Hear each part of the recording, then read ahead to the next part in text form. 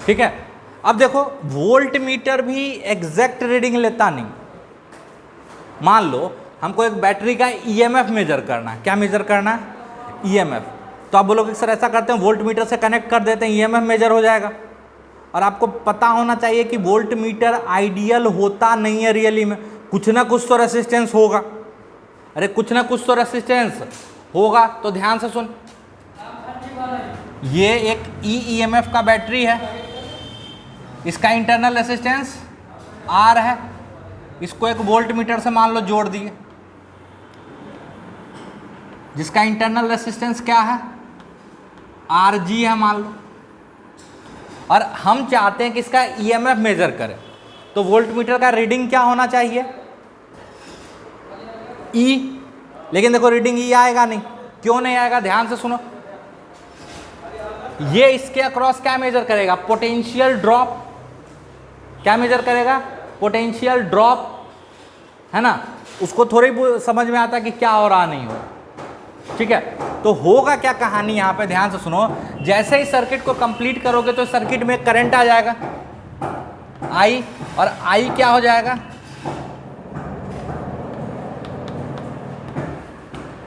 इसमें किसी को कोई दिक्कत है तो बता। सिंपल सा फंडा, आई बराबर पोटेंशियल जो है, जो सर्किट को ड्राइव कर रहा है, divided by net resistance R plus R G. अरे होगा? पता नहीं। अच्छा, ये करंट ऐसे घूम के आएगा तो जो क्या?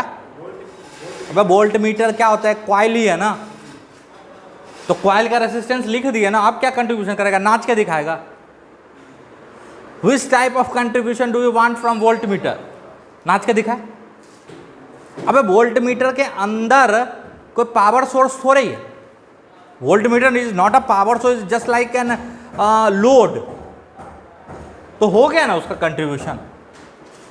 अब क्या कंट्रीब्यूशन वोल्ट मीटर से जाता? सर भांगड़ा, वोल्ट मीटर तो भांगड़ा, हाँ ऐसा कुछ। तो ये आई हो गया। अब देखो इसके अक्रॉस जो पोटेंशियल डिफरेंस होगा, ध्यान से देखना, हमको लिखने आता है पोटेंशियल ड्रॉप, आता है ना। यहां से यहां लिख देते हैं ड्रॉप, मान लो।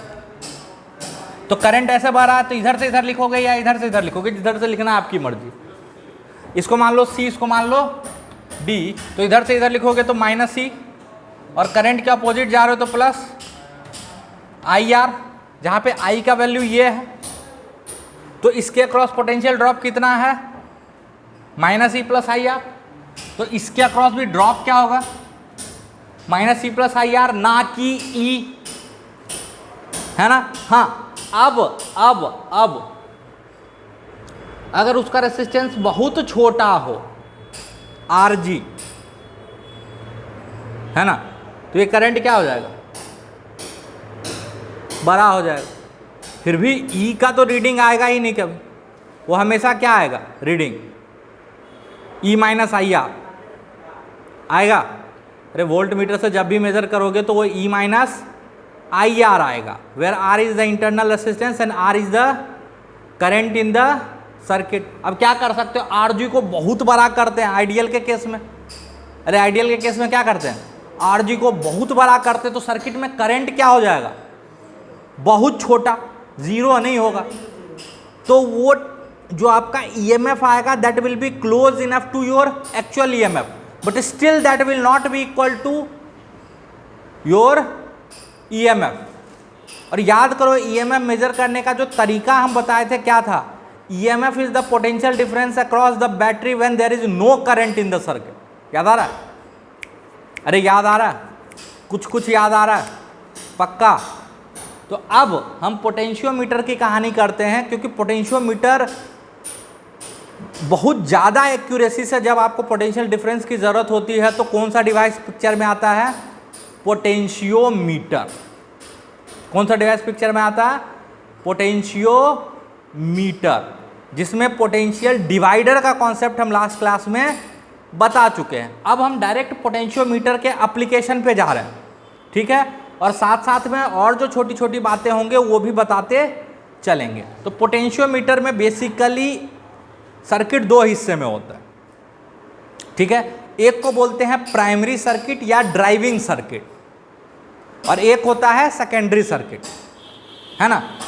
एक होता है प्राइमरी सर्किट और एक होता है सेकेंडरी सर्किट। तो क्या करते हैं, देखो पहले प्राइमरी सर्किट बताते हैं। इसमें जो बैटरी है इसको मान लो ईपी है इसका ईएमएफ, रेसिस्टेंस आरपी है। यहाँ पे एक डिवाइस लगा रहे हैं जिसको हम लोग बोलते हैं रियोस्टेट। क्या बोलते हैं?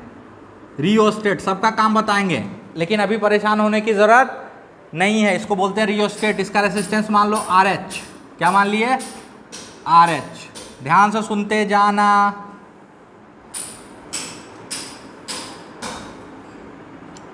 ठीक, यहां पे एक वायर हम लगाते हैं, थोड़ा ज़्यादा मोटा बना दिए, चलो ठीक है। ये वही वाला वायर है जिस पे पोटेंशियल को डिवाइड करेंगे हम। याद आ रहा है? याद आ रहा है? अच्छा, इस पॉइंट का नाम दे देते हैं A और इस पॉइंट का नाम दे देते हैं B, और इस पूरे का लेंथ मान लो L। This length need not to be 1 metre. 1 metre भी हो सकता है और 1 मीटर से ज़्यादा भी होता है। कुछ पोटेंशियोमीटर जो छोटा मोटा होता है उसमें 1 मीटर का भी वायर यूज होता है, बट ये कभी नहीं सोचने का कि ये 1 मीटर का होगा। ये 20 मीटर तक हो सकता है। कैसे? तो वायर को ऐसे ऐसे तो घुमा के यूज़ कर लेते हैं। एनसीईआरटी खोल के देखना, उसमें दिख जाएगा ये वायर ऐसे ऐसे घुमा हुआ है ना। तो छोटे से जगह में मान लो 4 मीटर का वायर है, ठीक है, 4 मीटर का पोटेंशियोमीटर लिए, 4 वाला वायर 5 बार ऐसे घुमा दी, तो घुमाने से थोड़े कोई फर्क पड़ जाएगा। पूरे इसको यहाँ कनेक्ट किए और इसको पहले 5 बार घुमा के तब यहाँ कनेक्ट किए, तो लेंथ 20 मीटर हो गया ना वायर का। बात समझ में आ रही है? चल, अच्छा, यहाँ A और B मान लेते हैं पोटेंशियल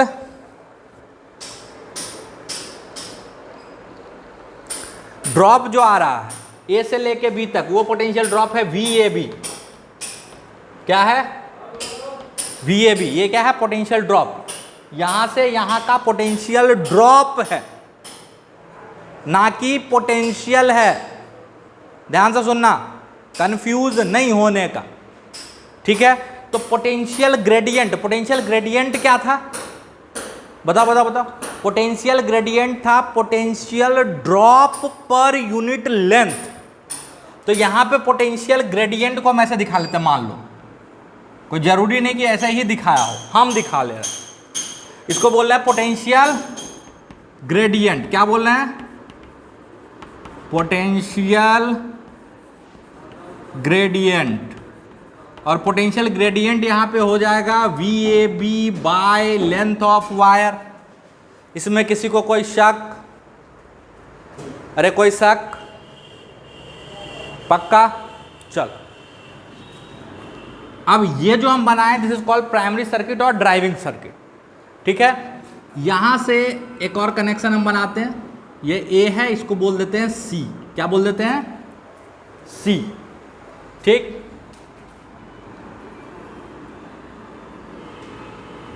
यहां पे एक बैटरी है। अच्छा, यहां पे एक की लगा दो, इसका नाम डाल दो K1, ठीक है। C है, और यहां पे एक बैटरी है जिसका EMF है EX, और इसका इंटरनल रेसिस्टेंस है RX। कोई दिक्कत? इस पॉइंट का नाम हम रखते हैं D। इसका कंस्ट्रक्शन अच्छे से समझ लो, ये समझ में आ गया? कुछ नहीं पोटेंशियोमीटर में, ठीक। इस पॉइंट का नाम रख दिए D। यहां से अगेन एक की हम लगा लेते हैं, इसको बोल देते हैं K2, क्योंकि एक्सपेरिमेंट पे पिछले 2-3 साल से नहीं, 2007-8 के आसपास से यही बहुत सवाल पूछता है। 1-2 सवाल तो पक्का रहता है एक्सपेरिमेंट पे, जो कि बहुत आसान रहता है, ठीक है। इसको बोल दिए K2, और यहां पे एक लगता है आपका RB, इसको बोलते हैं रेसिस्टेंस बॉक्स। क्या बोलते हैं? ठीक। और एक इसके बाद लगा दो गैल्वेनोमीटर, ठीक। गैल्वेनोमीटर क्या बताएगा? डिफ्लेक्शन। अगर करंट होगा तो डिफ्लेक्शन बताएगा। इधर से इधर करंट होगा तो मान लो ऐसा डिफ्लेक्ट हो रहा है, तो इधर से इधर करंट होगा तो ऐसा डिफ्लेक्ट होगा, उल्टा। याद आ रहा है कुछ कुछ कहानी? और इसमें से एक वायर लगाते हैं और इसको इस पे मूव कराते हैं, इसको हम लोग जॉकी बोलते हैं। क्या बोलते हैं? जॉकी। जॉकी मतलब एनीथिंग विच कैन मूव। ठीक है, ये ऐसे रॉड का होता है छोटा सा, ऊपर में इंसुलेटर लगा होता है, जिसको पकड़ के आप उसको चला सकते हो, जिसको पकड़ के आप उसको चला सकते हो। दैट मीन्स ये पॉइंट मूवेबल होता। कोई दिक्कत? अच्छा, अगर हम बोलें कि हम इसको मूव करा रहे हैं धीरे धीरे, अब सबका काम बताएंगे, इसका भी काम बताएंगे, इसका भी काम बताएंगे, लेकिन अभी नहीं, पहले कहानी पूरी हो जाने। हम इसको मूव कराना शुरू करते हैं, उसके लिए सबसे पहले क्या करते हैं, इसको यहाँ टच करते हैं, तो देखोगे कि ये किसी एक तरफ डिफ्लेक्ट होगा, और जब इसको यहाँ टच करोगे तो ये कहीं दूसरी तरफ डिफ्लेक्ट होगा। अगर ऐसा हो रहा है तभी नल पॉइंट मिलेगा बीच में। फिर से सुनो, अगर एक तरफ टच किया ये एक तरफ डिफ्लेक्ट हुआ और दूसरे तरफ टच किया उसी तरफ डिफ्लेक्ट हुआ, मतलब बीच में नल पॉइंट है ही नहीं। दूसरी बात, मैक्सिमम पोटेंशियल डिफरेंस ये क्या मेजर कर सकता है, आप याद करके बताओ। VAB, उससे ज्यादा मेजर ही नहीं कर सकता, क्योंकि अगर ये लेंथ x है तो ये होगा VAB by L into x, और ये लेंथ मैक्सिमम कितना कर सकते हो, L। तो मैक्सिमम पोटेंशियल डिफरेंस क्या मेजर करेगा, लास्ट क्लास में बता चुके हैं, VAB by L into L, यानी VAB। तो मैक्सिमम पोटेंशियल डिफरेंस जो ये मेजर कर सकता है वो क्या होगा, VAB। अच्छा, अभी VAB का वैल्यू नहीं, हम मान के चल रहे हैं हमको VAB पता है, और VAB निकालते कैसे, इसको एक अलग कहानी है, इसको बोलते हैं कैलिब्रेशन, वो भी समझाएंगे हम बहुत डिटेल में।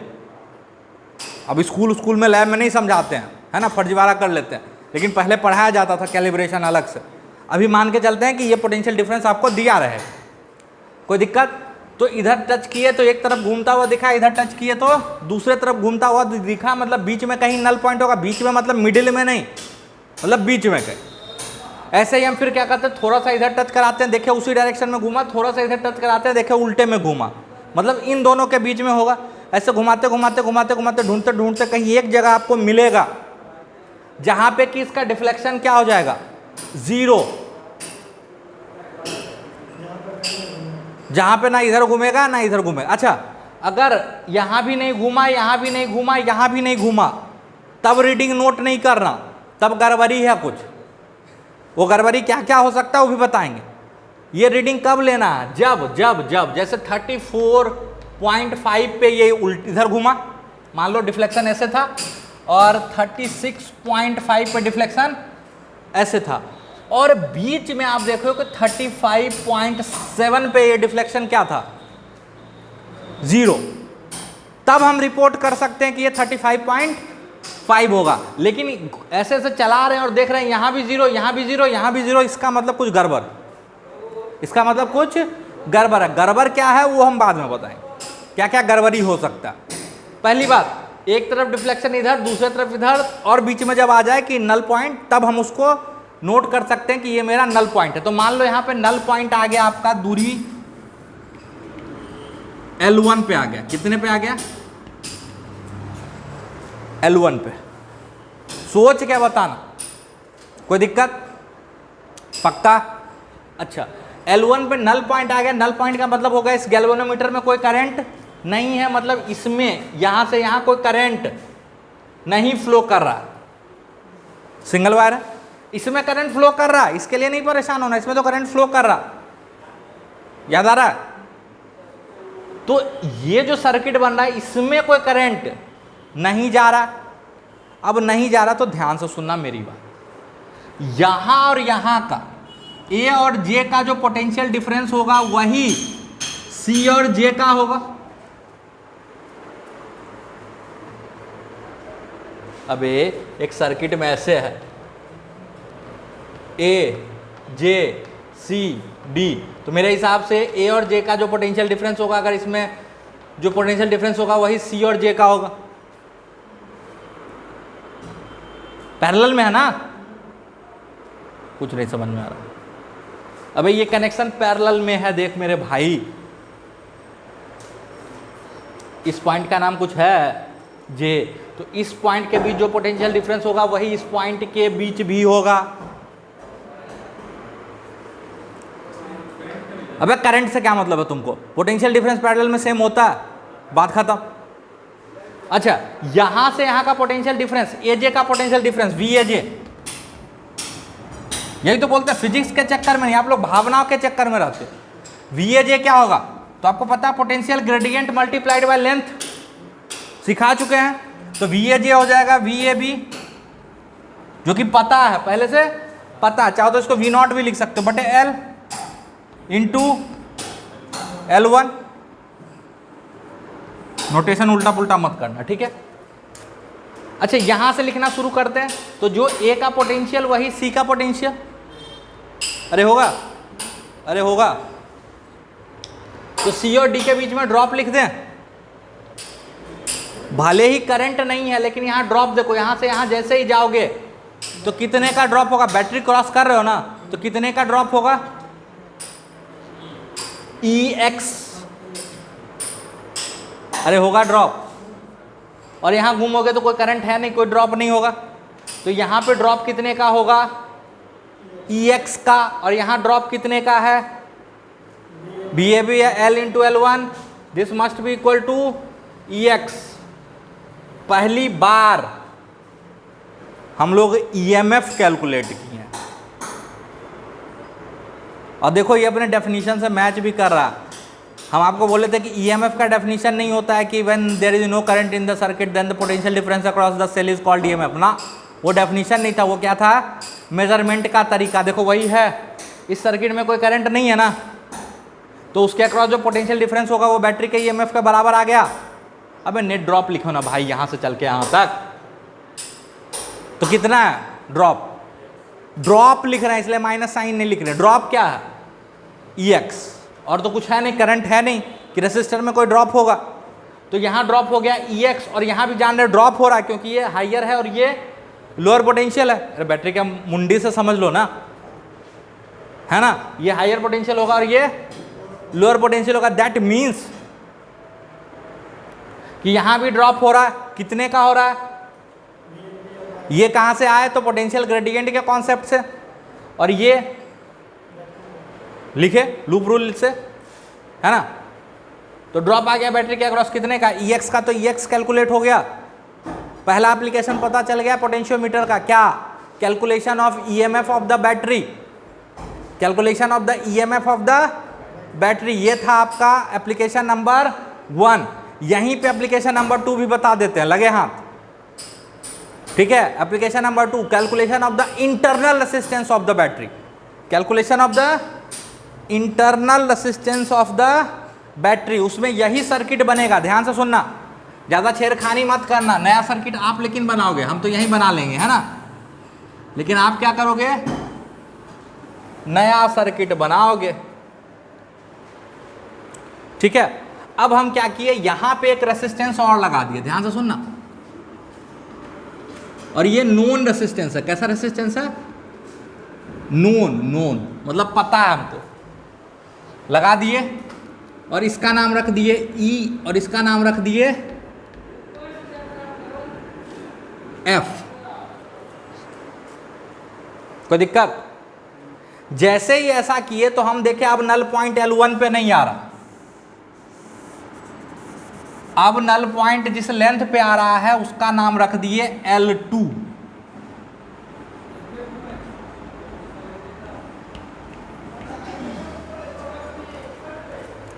अब नल पॉइंट कहां पे आ रहा है,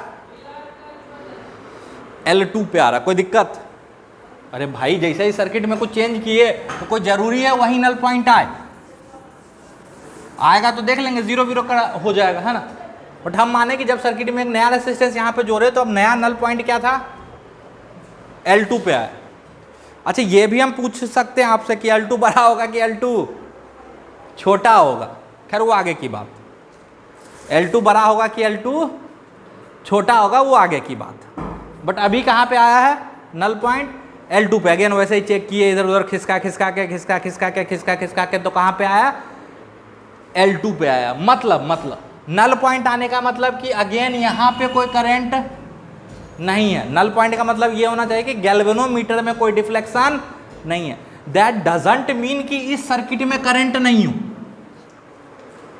ऐसा तो हो सकता, और यहाँ से करंट चला ऐसे घूमा इसमें, उधर की तरफ नहीं जा रहा।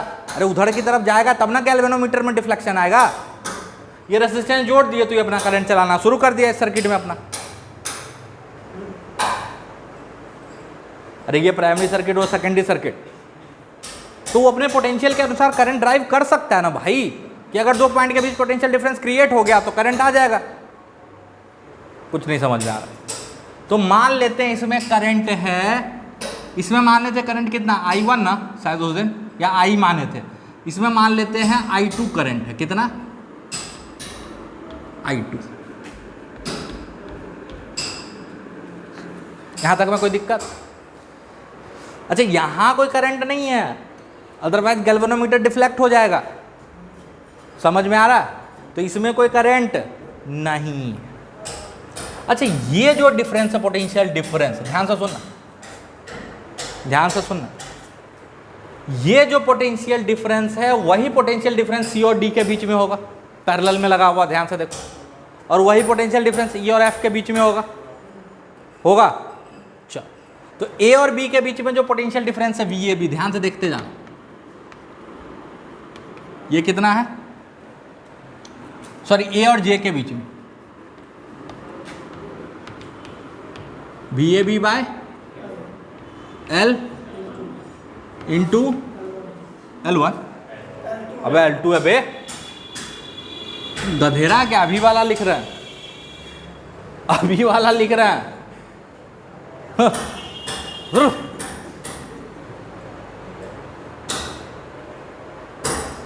चलो C और D के बीच में पोटेंशियल डिफरेंस लिख लें, तो कैसे लिखेंगे, potential at C minus EX,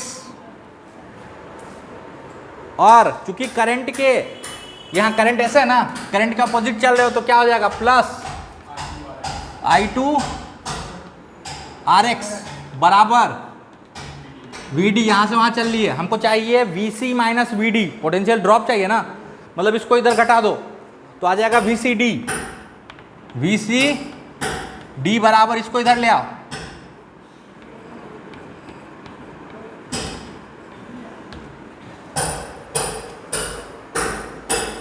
कोई दिक्कत? अच्छा VEF क्या होगा,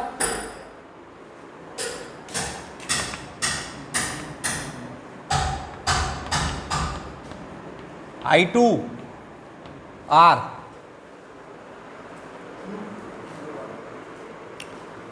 अरे होवेगा कि नहीं होवेगा, होवेगा। अच्छा ध्यान से सुनते जाना, ध्यान से सुनते जाना। ये I2R है ना, यहां से हम निकाल लेते हैं I2, I2 बराबर क्या हो जाएगा बताओ, VEF बटे R। अच्छा VEF is also equal to VAJ, तो हम ये इसका वैल्यू पुट कर देते हैं यहाँ पे, VAB बटे L into L2 by R। ये आपका क्या आ गया, करंट आ गया, अरे करंट आ गया, ठीक। VCD is also equal to VAJ, VCD is also equal to VAJ, इसमें सारा वैल्यू पुट करते जाओ बारी बारी से, ध्यान से। VCD बराबर VAJ, यानी क्या लिख सकते हैं, VAB बाय इंटू L2 बराबर EX, EX का वैल्यू अभी तुरंत निकाले थे, ये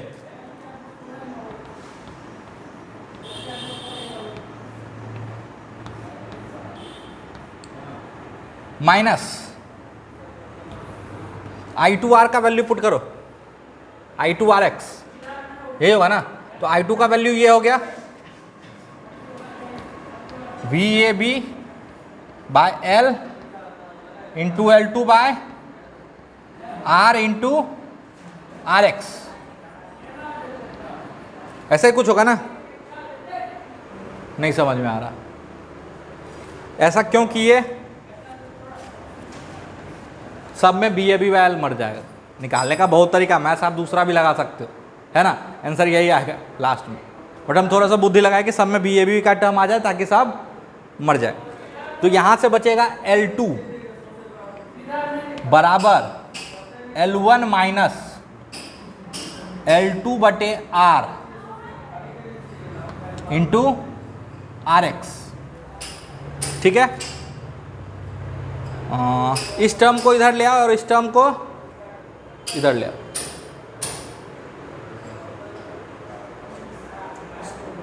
इस टर्म को इधर ले आओ और इस टर्म को इधर ले आओ, तो क्या आएगा बताओ।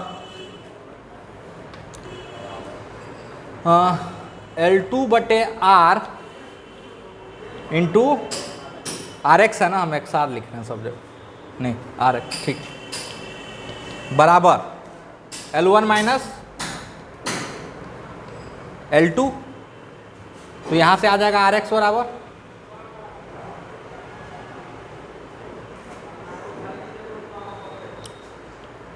L1 minus L2 multiplied by R divided by L2।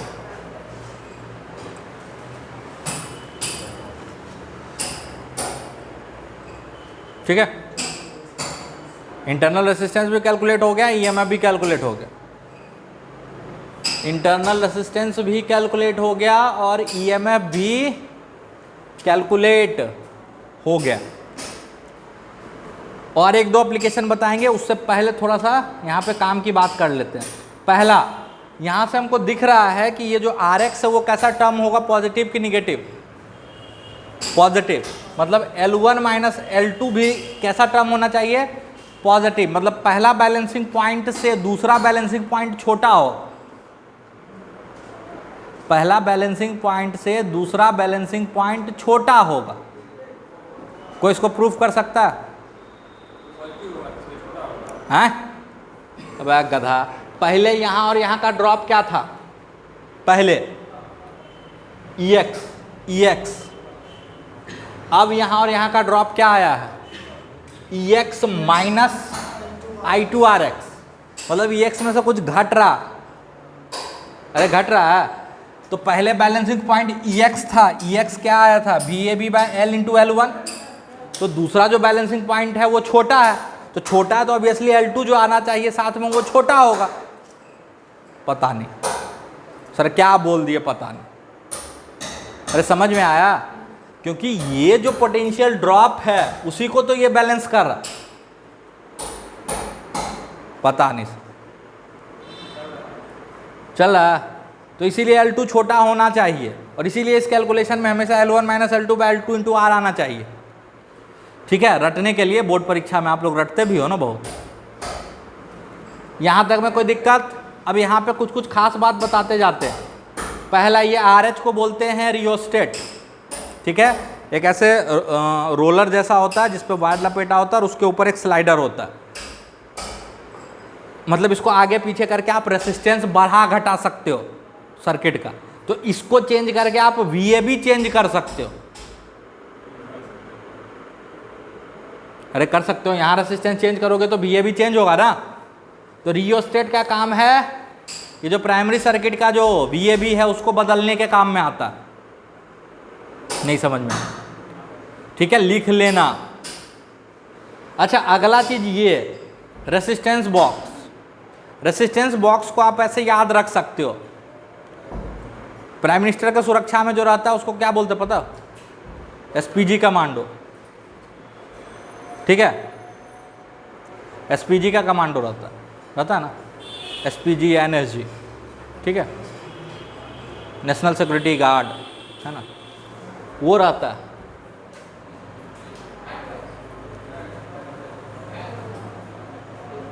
ये एक तरह से आपका NSG का कमांडो। किसके लिए? गैल्वेनोमीटर के लिए। क्योंकि इस सर्किट में जो सबसे पहला डिवाइस डैमेज हो सकता है वो कौन है? गैल्वेनोमीटर। याद करो, हम बताए थे गैल्वेनोमीटर में करंट माइक्रो मिली एम्पेयर में आता है। और आप जोड़े हो, आप तो जानते नहीं हो कि साला कितना करंट आएगा। तो गैल्वेनोमीटर का क्या हो सकता है? धमाका हो सकता है ना, जल सकता है ना गैल्वेनोमीटर। तो गैल्वेनोमीटर की सुरक्षा के लिए लगाते हैं रेसिस्टेंस बॉक्स। कैसे सुरक्षा करता हो बताते हैं। अच्छा, ये पहला की और ये दूसरा की, आपसे कोई पूछे कि पहला की पहले ऑन करेंगे कि दूसरा की ऑन करेंगे, ठीक है, तो दूसरा की बाद में ऑन होगा और एक्सपेरिमेंट खत्म होने के बाद पहले ऑफ होगा। नहीं रहता जल्दी किताब में लिखा इसलिए बता दे रहे हैं, ठीक है। दूसरा की बाद में ऑन होगा और पहले ऑफ होगा, इसको ऐसे याद रख सकते हो। लीफो, सॉरी लीफो क्या है? Last in first out. अब आप बोलोगे सर ऐसा क्यों? तो अगेन जो अपना गैल्वेनोमीटर है वो क्या है? प्राइम मिनिस्टर है, उसको सुरक्षा में एनएसजी लगाया हो भाई। अच्छा आप ही बताओ, आपके स्कूल में अगर फंक्शन हो या कहीं पे फंक्शन हो और वहाँ प्राइम मिनिस्टर को आना है, किसको आना है? Prime minister. तो प्राइम मिनिस्टर उस फंक्शन में सबसे पहले आएगा कि सबसे बाद में? कि सबसे पहले आता है, कुर्सी उर्सी ठीक करता है, झाड़ू पोछा लगाता है?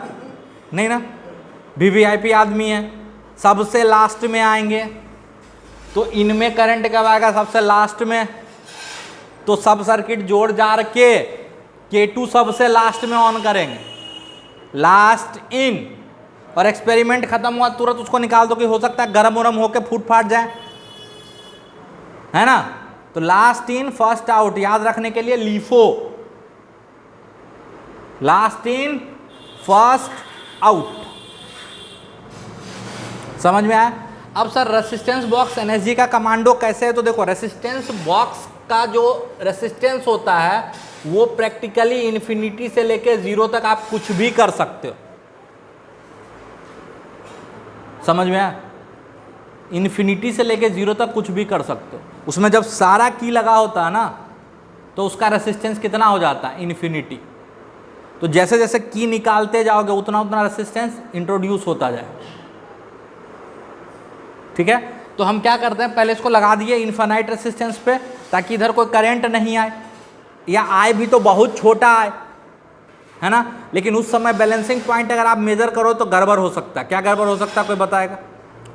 अरे हो सकता है कि इसमें इतना छोटा करंट आ रहा है ऑलरेडी कि गैल्वेनोमीटर उसको रीड ही नहीं कर पा रहा। फिर से सुनना, अगर रेसिस्टेंस बॉक्स का रेसिस्टेंस बहुत हाई कर दिए, क्या कर दिए हैं?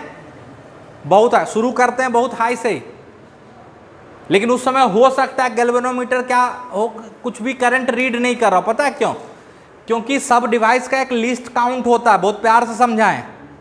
तो मान लो ये रेसिस्टेंस बॉक्स का रेसिस्टेंस बहुत हाई है तो इस सर्किट में करंट क्या हो जाएगा? बहुत छोटा हो सकता है, उसको पता ही नहीं चल रहा और करंट फ्लो कर रहा, तो वो आपको पता चल जाएगा। पता कैसे? यहां भी रखोगे 0, इधर भी खिसकाओगे 0, इधर भी खिसकाओगे 0, है ना। वो जो इधर उधर वाला अभी बताए थे वो डंडा इधर उधर घूमने वाला काम होगा ही नहीं। तो आप समझ जाना कि इसमें करंट इतना छोटा आ रहा है कि गैल्वेनोमीटर को पता ही नहीं चल रहा। और वो इसलिए नहीं कि बैलेंस हो गया, वो इसलिए कि रेसिस्टेंस बॉक्स का रेसिस्टेंस बहुत हाई है। तो क्या करते हैं, इसको धीरे धीरे हटाते जाते हैं, रेसिस्टेंस छोटा करते जाते हैं, ठीक है। और जब ये डंडा इधर उधर पलटने लगता है तब समझ जाते हैं कि इससे करंट तो अब आ रहा, जिसको ये मेजर कर पा रहा। तब हम ढूंढना शुरू करते हैं बैलेंसिंग पॉइंट। क्या ढूंढना शुरू करते हैं? बैलेंसिंग पॉइंट या नल पॉइंट। तो समझ में आ रेसिस्टेंस बॉक्स का काम? इससे धीरे धीरे निकालते जाएंगे और उतना पे छोड़ देंगे जब गैल्वेनोमीटर अपना काम शुरू कर दे, है ना। जब गैल्वेनोमीटर करंट इधर उधर मेजर करना शुरू कर दे। अच्छा आप बोलोगे सर ऐसा क्यों नहीं करते? एक तरफ से बढ़ाते जाते हैं, ये कांटा घूमते घूमते 0 हो गया, उसी को मेजर कर लेते हैं। एक बार इधर और एक बार इधर क्यों करते हैं? उस डंडे को एक बार इधर क्यों करते हैं? तो ज़्यादातर गैल्वेनोमीटर आज भी जो यूज होता है लैब में वो मैकेनिकल गैल्वेनोमीटर होता है। मैकेनिकल मतलब उसके अंदर कॉइल लगा होता है, पढ़ाएंगे आपको, ठीक है। तो वो कॉइल अगर आप एक ही तरफ घुमाते रहोगे बार बार तो कॉइल खराब होने का डर होता है। और एक स्प्रिंग को एक ही तरफ टाइट करते रहो बार बार तो उसके खराब होने का डर है। कभी खोलो कभी बंद करो, कभी खोलो कभी बंद करो, तो जब दोनों तरफ घूमता है ना तो उसका सेंसिटिविटी बना रहता है डिवाइस का। इसीलिए एक बार इधर मेजर करते हैं तो डंडी ऐसे घूमा, एक बार दूसरी तरफ मेजर किए तो डंडी इधर घूम गया, यानी दोनों तरफ अच्छे से घूम फिर रहा। तो वो एक ही तरफ ज़्यादा टाइट या अनबाइंड या नहीं हो रहा। बात समझ में आ रहा है? इसीलिए ऐसा करते हैं। अदरवाइज मेजर तो आप एक ही तरफ से घिसकाते हुए भी कर लो, जहाँ 0 हो जाए मान लेना वहीं 0, बात समझ में आ रही है? बट जनरली ऐसा इसलिए करते हैं कि चूंकि मैकेनिकल गैल्वेनोमीटर होता है ना, तो वो एक ही तरफ घूमेगा बार बार, तो उसका सेंसिटिविटी कम हो जाता है ना, तो छोटा मोटा करंट तो रीड ही नहीं करेगा। कुछ कुछ समझ में आ रहा बात? तो ये रेसिस्टेंस बॉक्स इसके सुरक्षा के लिए लगा होता है, एकदम तगड़ा रेसिस्टेंस लगा के पहले शुरू करते हैं, लेकिन देखोगे कि ये मूव ही नहीं कर रहा कहीं, मतलब गैल्वेनोमीटर से करंट इसलिए नहीं आ रहा है कि रेसिस्टेंस बॉक्स का रेसिस्टेंस बहुत बड़ा। अब निकालते निकालते जैसे ही इसका रेसिस्टेंस छोटा करते हुए इसको इधर उधर खिसका के फिर देखे तो देखे हाँ अब डंडी इधर उधर मूव करने लगा, दैट मीन्स कि अब करंट आने लगा, है ना। और रेसिस्टेंस चूंकि धीरे धीरे हटाया तो करंट अब आया भी होगा तो बहुत छोटा आया होगा, जो गैल्वेनोमीटर को डैमेज नहीं करे।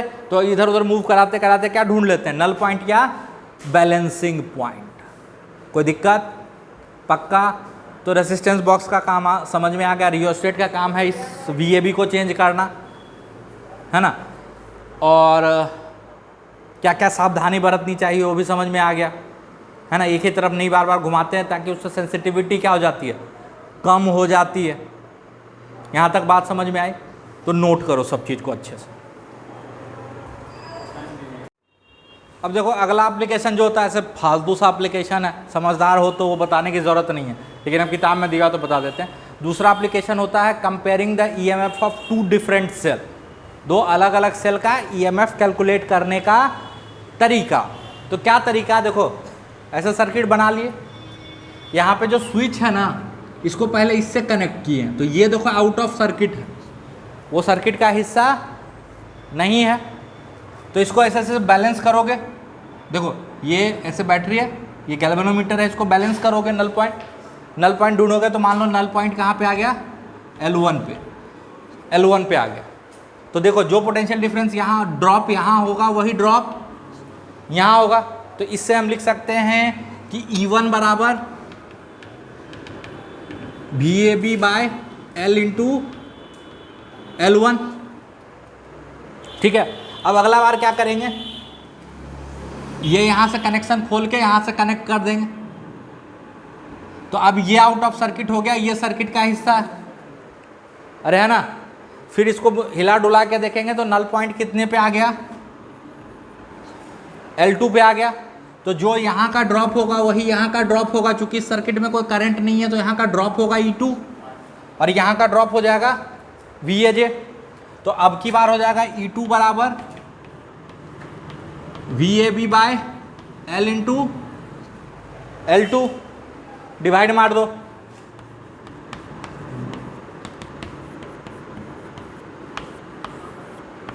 EMF कंपेयर कर लिए,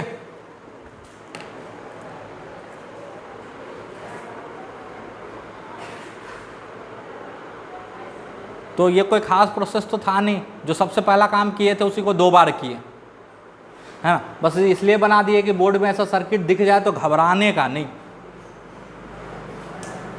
समझ में आया?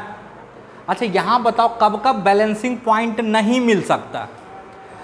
तो पहला केस तब हो सकता है बैलेंसिंग पॉइंट नहीं मिलने का, बता देते हैं दोनों।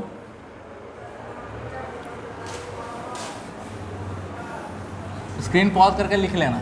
देखो बैलेंसिंग पॉइंट या नल पॉइंट नहीं मिलने का क्या क्या कारण हो सकता। पहला, ये बैटरी अगर आप उल्टा जोड़ देते हो, ये मान लो EX है और ये RX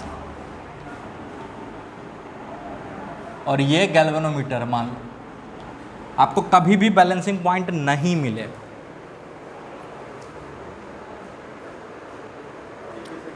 कोई बता सकता क्या है? ध्यान से देखो बैलेंसिंग पॉइंट क्यों नहीं मिलेगा। बैलेंसिंग पॉइंट मिलने का मतलब क्या है, इसमें करंट नहीं है। बैलेंसिंग पॉइंट का मतलब ये होता है ना इसमें करंट नहीं है। तो यहाँ से यहाँ चलने पर क्या हो रहा है, ड्रॉप हो रहा है कि पोटेंशियल का इंक्रीज हो रहा है, ड्रॉप हो रहा है। और यहाँ से यहाँ जैसे ही चलोगे तो देखो मान लो करंट नहीं है तो यहाँ से यहाँ पोटेंशियल बढ़ जाएगा, अरे बढ़ेगा। तो यहाँ A से J तक में ड्रॉप हो रहा और A और C का सेम है, यहाँ C से J तक में इंक्रीज हो रहा। अरे समझ में नहीं आया, नहीं है ना। अबे इधर से इधर क्या हो रहा है, ड्रॉप हो रहा है, और चूंकि ये पैरेलल में है तो यहाँ का पोटेंशियल डिफरेंस और यहाँ का पोटेंशियल डिफरेंस सेम होना चाहिए। अच्छा, हम बोल रहे हैं कि मान लेते हैं बैलेंसिंग पॉइंट मिल गया, तो अगर मान लो बैलेंसिंग पॉइंट मिल गया तो इसमें करंट क्या होगा, जीरो। तो बैलेंसिंग पॉइंट या नल पॉइंट का मतलब ही होता है जीरो करंट। तो जीरो करंट है तो यहाँ से यहाँ का ड्रॉप लिखते हैं, तो यहाँ से यहाँ का ड्रॉप लिखेंगे प्लस ही, और कुछ नहीं। तो ये ड्रॉप नहीं हो रहा है, यहाँ इंक्रीज हो रहा है। अबे करंट कहाँ है इसमें, पता, तो यहाँ पे इंक्रीज हो रहा और यहाँ से यहाँ डिक्रीज हो रहा। तो कैसे पैरेलल में दोनों का पोटेंशियल डिफरेंस सेम होगा, एक तरफ घट रहा एक तरफ बढ़ रहा, सॉरी एक तरफ बढ़ रहा एक तरफ घट रहा। तो सेम नंबर से बढ़ के और सेम नंबर से घट के सेम कैसे पहुंच सकते हो, नहीं समझ में आया। मतलब कभी भी नल पॉइंट मिलेगा ही नहीं, समझ में आया। तो इसमें पहला गलती कब हो सकता है, जब वो बैटरी आप प्राइमरी सर्किट के पोलरिटी के अपोजिट में मार दो। अब आप बोलोगे अरे सर ये तो तुरंत दिख जाएगा, लैब में नहीं दिखता है, क्योंकि लैब में ऐसा नहीं होता कि आपके सामने मस्त ऐसा डायग्राम बना होता और तार रखा होता सीधा सीधा सीधा एकदम। लैब में जंजाल होता है तार का, वहाँ उल्टा पोलरिटी लगना बहुत आसान बात, समझ में आया। वहाँ उल्टा पोलरिटी लगना बहुत आसान बात, ठीक। तो पहला मिस्टेक यही होता है कि पोलरिटी गड़बड़ लगा दिया। दूसरा मिस्टेक क्या हो सकता है कि इसका जो ईएमएफ है, ध्यान से सुनना, ये जो ईएमएफ है, अब सही लगा दिए मान लो, फिर भी बैलेंसिंग पॉइंट नहीं मिल रहा, इसका मतलब है कि ये जो ईएमएफ है वो पक्का VAB इस ड्रॉप से ज़्यादा रहा हो। नहीं समझ में, अरे हम शुरू से बोलते आ रहे हैं कि मैक्सिमम पोटेंशियल ड्रॉप जो ये मेजर कर सकता है वो VAB के बराबर है। और अगर ईएमएफ ही बैटरी का VAB से बड़ा हो जाए तो कहाँ नल पॉइंट मिलेगा, कहाँ मिलेगा, कहाँ मिलेगा, नहीं मिलेगा, समझ में आया।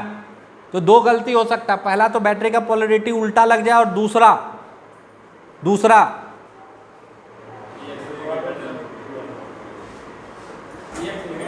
हाँ EX is greater than VAB, तो भी गड़बड़ हो सकता है, ठीक है। अगला काम, ये VAB निकालने का दो तरीका, जिसको बोलते हैं कैलिब्रेशन। अरे आपको पहले पता होगा तब तो पोटेंशियल ग्रेडियंट लिखोगे VAB है क्या। तो VAB निकालने का पहला तरीका है कि देखो इसमें करंट कितना जाएगा,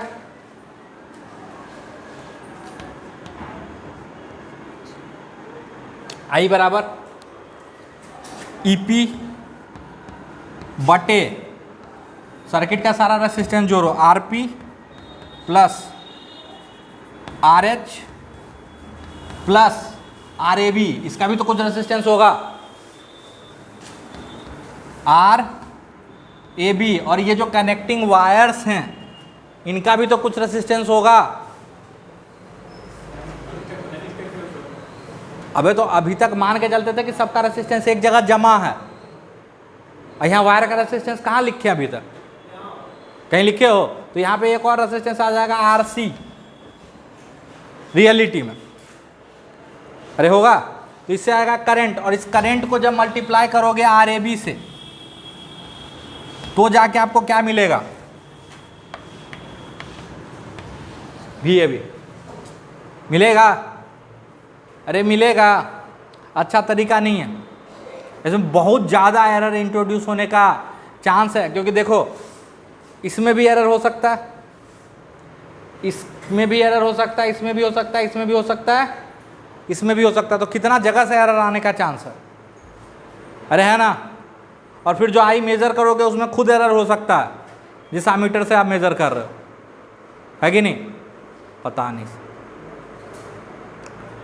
तो इसको ये VAB निकालने का जो एक स्टैंडर्ड तरीका है उसको बोलते हैं कैलिब्रेशन, मतलब पहले से पता कर ले कि ये VAB है क्या।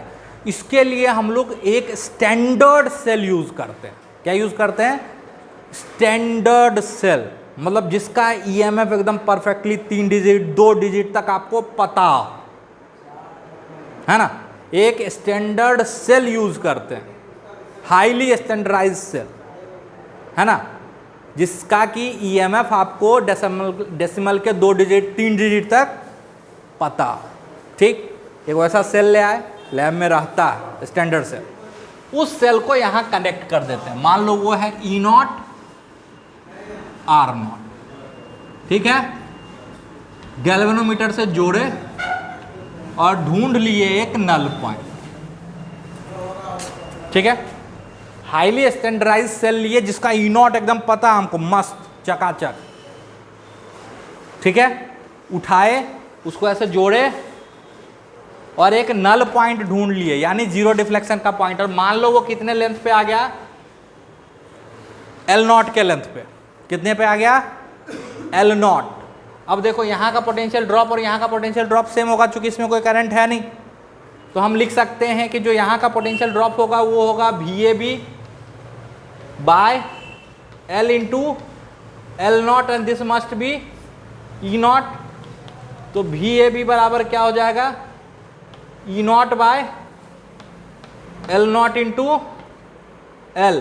चूंकि E0 का वैल्यू आपको पता होगा, ये वायर का लेंथ आपको पता होगा, और जो नल पॉइंट आप निकाले हो वो लेंथ पता होगा, तो ये काफ़ी आसानी से मिल जाता है VAB। इतना लफड़ा करने का ज़रूरत, अरे देखो ना वहाँ, उस लफड़ा से बच जाओगे ना, सीधा सीधा आ जाएगा। और इसी को हम लोग बोलते हैं कैलिब्रेशन, ठीक है। पोटेंशियोमीटर को कैलिब्रेट करते हैं। अरे पोटेंशियोमीटर का जब तक VAB पता नहीं चलेगा तो कैसे यूज करोगे। अबे आमीटर में स्टिकर ही उखाड़ देंगे, तो कैसे यूज करोगे। तो आमीटर में जो गैल्वेनोमीटर के बाद जो रीडिंग लिखते थे उसको भी तो कैलिब्रेशन ही बोलते थे। याद करो कि गैल्वेनोमीटर जहाँ रीड करता था 0.1 एम्पियर, वहाँ मेरा आमीटर रीड करता था 1 एम्पियर। अगर 1000 से उसका मल्टीप्लिकेशन फैक्टर जो आ रहा था तो क्या करते थे, सब जगह मिटा के लिख देते थे। भले गैल्वेनोमीटर में 1 मिली एम्पियर करंट जा रहा, लेकिन दिखा आपको क्या रहा, 1 ampere. That is called calibration. तो इसका भी तो कैलिब्रेशन आपको पता होना चाहिए। VAB पता होगा तभी तो कोई कैलकुलेशन करोगे। तो VAB निकालने का दो तरीका, एक तो वो मजदूर वाला, बैठ के सारा रेसिस्टेंस निकालो जोड़ तंगड़ के, है ना। और दूसरा समझदार वाला तरीका, एक स्टैंडर्ड सेल उठाओ लैब से, है ना, उससे नल पॉइंट निकालो, उससे आपको क्या मिल जाएगा, VAB। बात समझ में आई। तो पोटेंशियोमीटर का सारा एप्लीकेशन ऑलमोस्ट बता दिए, बाकी NCERT एक बार पढ़ लेना, कहीं दिक्कत हो तो पूछ लेना। और बेस्ट स्टैंडर्डाइज सेल है तो जरूर दिया हुआ रहेगा। तो पोटेंशियोमीटर का एप्लीकेशन क्या क्या करते हैं, EMF निकालने के काम में आ जाता है, इंटरनल रेसिस्टेंस निकालने के काम में आ जाता है, दो बैटरी का EMF कंपेयर करने के काम में आ जाता है ना, और बहुत सारा यूज है। बट आपके सिलेबस में मेनली यही सब दिया हुआ। कोई दिक्कत, हाँ कि ना,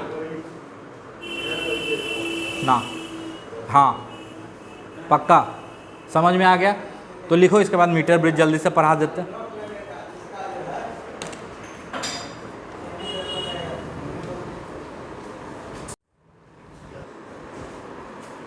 मीटर ब्रिज देखो, सिंपल व्हीटस्टोन ब्रिज पे बेस्ड है metre bridge.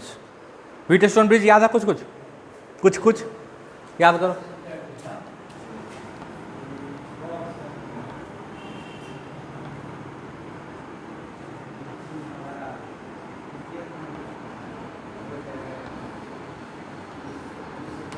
R1, R2, R3, R4, R5, E, R, ऐसे जब जोड़ते थे और ये बैलेंस्ड व्हीटस्टोन ब्रिज होता था तो इसमें करंट नहीं होता था, और उस केस में R1 R4 equal to R2 R3। यहाँ तक में कोई दिक्कत याद आ रहा है। सेम चीज पे बेस्ड होता है क्या, मीटर ब्रिज। क्या होता है based, metre bridge. Metre bridge का कहानी है, जल्दी से देख लो। ये सब कनेक्टिंग प्लेट होता है। क्या होता है, कनेक्टिंग प्लेट।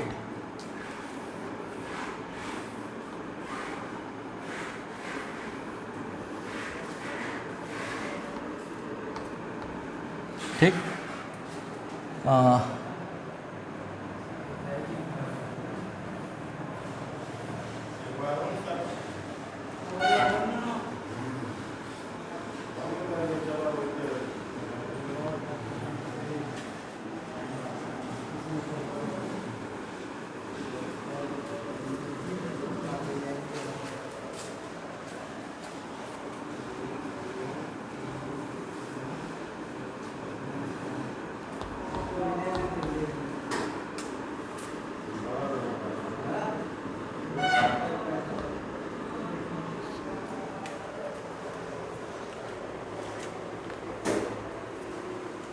ये 1 मीटर का होता है, ये कितना का होता है 1 मीटर।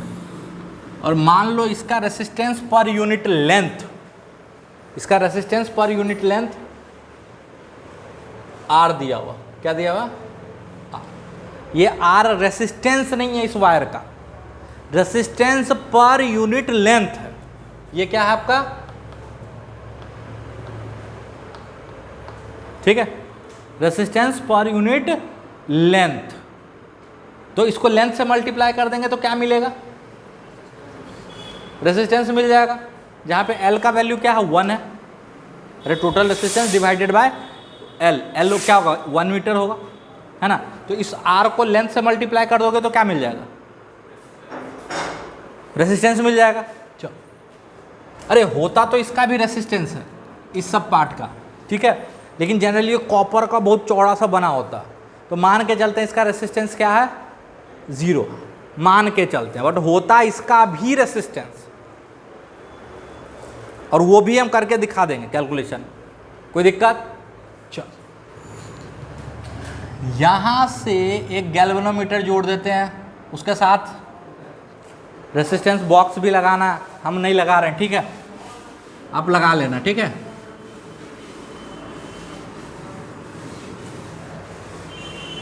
ठीक, नल पॉइंट ढूंढेंगे हम, उससे पहले क्या करेंगे, इसको बैटरी से भी तो कनेक्ट करना होगा।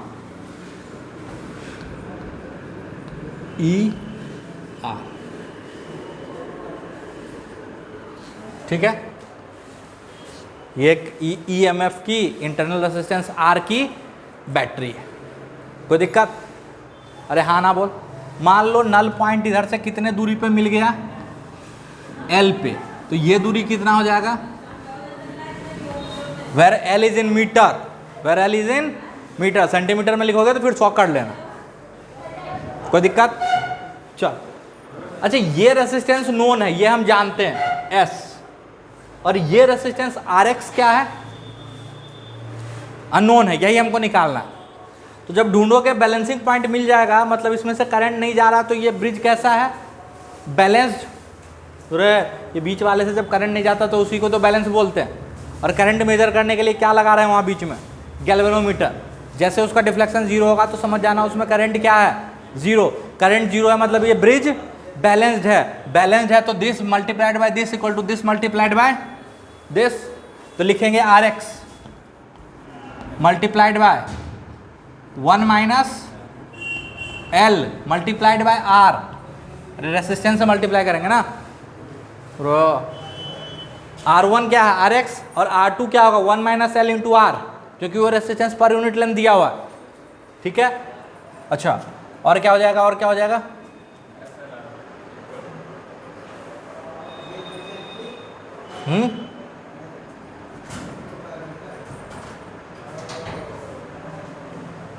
बराबर S into L into R, तो ये R से R कैंसिल आउट हो जाएगा, तो यहाँ से RX निकाल लोगे, क्या हो जाएगा SL divided by 1 minus L। आप बोलोगे सर ये L कैसे निकलेगा, तो यहाँ नीचे एक मीटर लगा होता है, स्केल लगा होता है, स्केल यहाँ पे, यहाँ से लेके यहाँ तक 1 मीटर का एक स्केल लगा होता है, उस पर मस्त बैलेंसिंग पॉइंट आपको पता चल जाएगा, ठीक है। तो इससे अननोन रेजिस्टेंस कैलकुलेट करने का एक तरीका। अब एनसीईआरटी में एक बड़ा इंपॉर्टेंट पॉइंट लिखा हुआ है कि जनरली हम बैलेंसिंग पॉइंट बीच में ढूंढते हैं। बीच का मतलब क्या, बीच का मतलब क्या, 45 से 65 के बीच में। तो बोलोगे सर वो मेरे मर्जी थोड़ी है, हाँ आप इसको तो बदल सकते हो ना, अरे एस आपके हाथ में है ना, तो हम एस को बदलते रहते हैं इस तरह से कि मेरा बैलेंसिंग पॉइंट मिड पॉइंट में मिले। मिड पॉइंट मतलब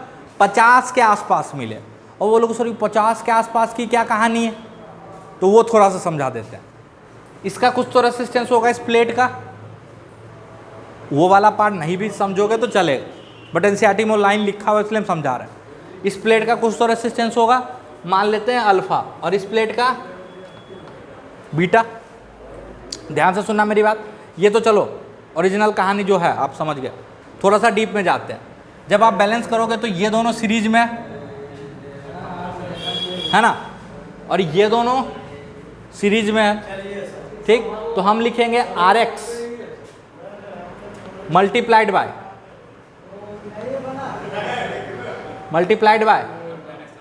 1 minus L into R plus alpha, ये वाला, हाँ beta, is equal to S into L into R plus alpha. अरे लिखेंगे, नहीं समझ में आया। अबे ये दोनों है सीरीज में तो पूरा ले लोगे ना, और ये दोनों सीरीज में है तो इसको जोड़ोगे ना। सीरीज में क्या होता है, जुड़ जाता है। तो यहाँ से आर एक्स क्या आएगा, ध्यान से सुनते जाना, अभी परेशान नहीं होना। आर एक्स आ जाएगा S into L R plus alpha divided by 1 minus L R plus beta. अब ध्यान से देखना आप खुद, ये एल का वैल्यू जितना बड़ा होगा, यानी मिड पॉइंट के जितना करीब होगा, दोनों जगह देखना, ये एल का वैल्यू जितना मिड पॉइंट के करीब होगा उतना इस एल का भी वैल्यू बड़ा होगा और इसका भी वैल्यू बड़ा होगा। अरे एल मान लो 10 है तो ये वैल्यू छोटा हो जाएगा और ये वैल्यू काफ़ी बड़ा हो जाएगा। लेकिन अगर 40, 45, 50 के आसपास है तो जितना वैल्यू इसका होगा उतना ही वैल्यू लगभग, अबे काफ़ी करीब होगा ना दोनों। इतना भी नहीं आता कि अगर बराबर बराबर बांटोगे तो एल और 1 माइनस एल दोनों सेम ही आएगा ना ऑलमोस्ट। अबे मान लो ये 49 है तो ये क्या बनाएगा, ये 45 है तो ये 55 आएगा। तो ये लेंथ बड़ा होगा तो इस कॉम्बिनेशन में इसका कंट्रीब्यूशन ज़्यादा होगा कि अल्फा का ज़्यादा होगा, इसका ज़्यादा। ऑल्दो अल्फा हम छोटा रखते हैं, बीटा काफ़ी छोटा रखते हैं, लेकिन अगर एल को काफ़ी बड़ा कर दे किसी तरीके से तो इस सम में किसका कंट्रीब्यूशन ज़्यादा डोमिनेंट होगा, इसका कि अल्फा का, इसका। और उसी तरह इसका कंट्रीब्यूशन बड़ा होगा कि बीटा का, इसका। तो अल्फा और बीटा का इफेक्ट मिनिमाइज हो जाएगा। क्या हो जाएगा, मिनिमाइज, और आपके एक्सपेरिमेंटल वैल्यू में एरर कम से कम आएगा। नहीं समझ में। अब आप बोलोगे सर मिडिल पॉइंट में कैसे निकालेंगे, तो वो एस आप वेरी कर सकते हो, वो आपकी मर्जी है ना। आपको बहुत सारा रेसिस्टेंस मिलता है लैब में, नॉन रेसिस्टेंस जिस पे वैल्यूज लिखा होता है, तो एस को बदल के ऐसा करो कि आपका बैलेंसिंग पॉइंट कहाँ आ जाए, मिडिल में। मिडिल में लाने का हम देखो, ये जो पार्ट है ज़्यादा पूछता नहीं है सवाल, लेकिन एनसीईआरटी में लाइन लिखा हुआ है कि हम बैलेंसिंग पॉइंट कहाँ ढूंढते हैं, मिडिल में। उसका मेन रीज़न यही है कि मेरे एक्सपेरिमेंटल वैल्यू में एरर क्या हो, मिनिमम हो, ताकि अल्फा बीटा वाला जो है एस्पेक्ट वो क्या हो जाए, ज़्यादा डोमिनेंट नहीं हो। यहाँ तक में कोई दिक्कत किसी को, कोई परेशानी? हाँ बोल।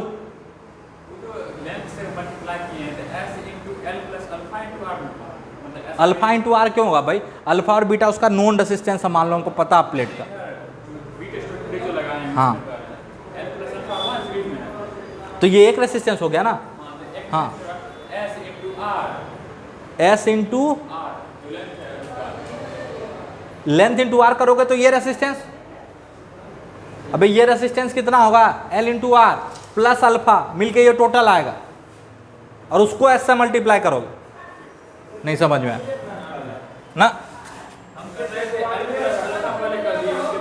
एल प्लस अल्फा कैसे कर दोगे, एक लेंथ का यूनिट है एक रेसिस्टेंस का यूनिट है, कैसे जोड़ दिए बे, अब डायमेंशनली गलत हो जाएगा।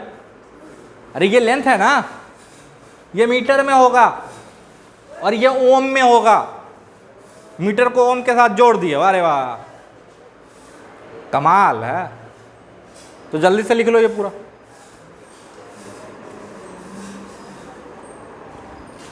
देखो colour coding of carbon resistor, हम हर साल बच्चा को बोलते हैं पढ़ लेना, एनसीईआरटी में दिया हुआ, लेकिन पढ़ता कोई नहीं है, तो इसलिए एक बार हम बता देते हैं तब कम से कम याद रह जाए, है ना। तो कार्बन रेसिस्टर काफ़ी छोटे छोटे होते हैं साइज़ में, ठीक है, उन पर नंबर लिखना और उसको रीड करना बहुत मुश्किल हो जाएगा। तो क्या करते हैं, उस पर कलर चढ़ा देते हैं, कलर स्ट्रिप लगा देते हैं पतला पतला सा। तो जनरली 4 स्ट्रिप होता है। कितना स्ट्रिप होता है उस पर? 4। और हर स्ट्रिप का कुछ मीनिंग होता है। जैसे कार्बन रेसिस्टर है ना, देखो ऐसे होगा कार्बन रेसिस्टर, मान लो इस पर रिंग बना होगा कलर का, 1 ring, 2 ring, 3 ring, 4 ring. Ring को देख के आप इसका वैल्यू बता सकते हो, ठीक है। तो देखो ये पहला रिंग N1 को रिप्रेजेंट करता है, दूसरा रिंग N2 को रिप्रेजेंट करता है, तीसरा रिंग मल्टीप्लायर को रिप्रेजेंट करता है, ठीक है। ये है आपका N1 N2 नंबर 2, ठीक है। अच्छा ये मल्टीप्लाई में नहीं है, जैसे आया N1 1 और N2 3, तो 1 3 यानी 13, 1 × 3 नहीं करना, ठीक है। और बता दे, फिर मल्टीप्लायर है, फिर साथ में टॉलरेंस है। चौथा रिंग किसके लिए होता है?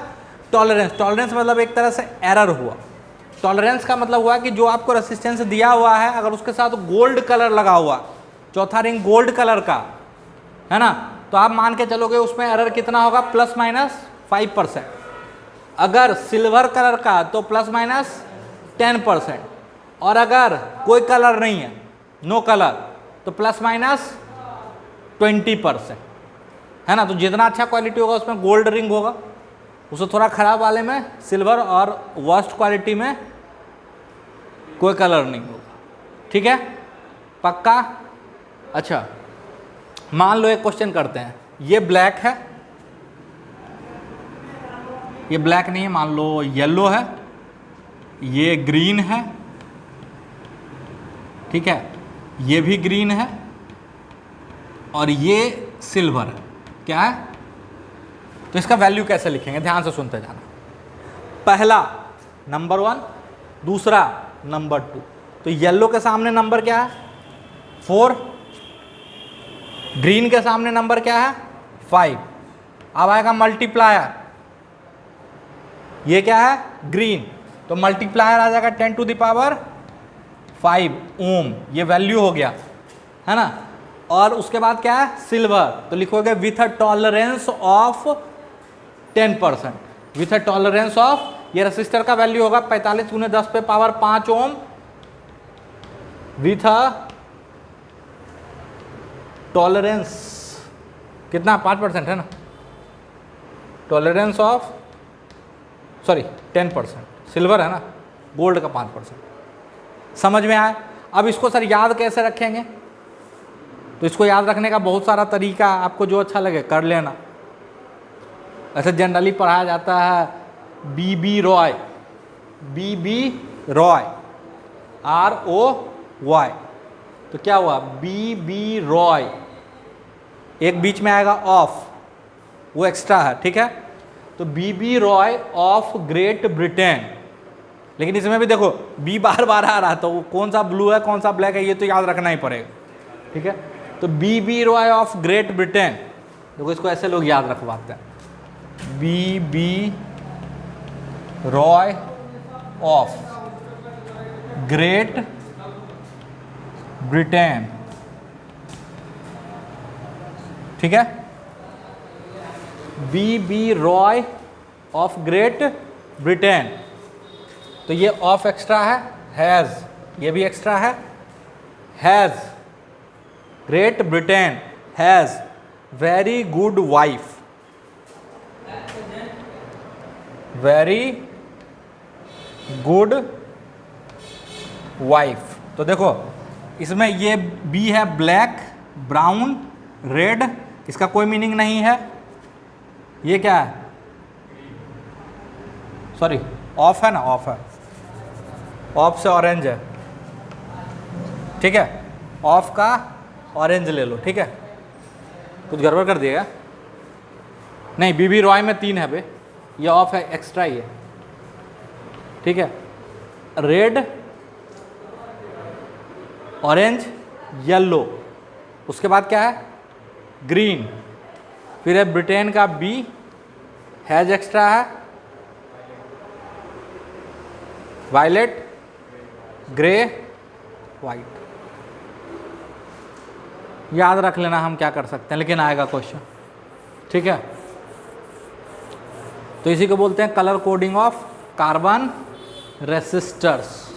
बहुत टफ है क्या, कुछ भी नहीं। अब आपके सिलेबस में कार्बन रेसिस्टर का तो हम दूसरे का क्यों बताएं, यही पढ़ लो, 4 नंबर फिक्स हो जाएगा, किसमें, मेंस में, और बोर्ड में सवाल आता ही है ना। तो ये इम्पोर्टेंट है मेन के लिए और बोर्ड के लिए, एडवांस में इसका कोई लेना देना नहीं है, पक्का। तो this is called colour coding of carbon resistor.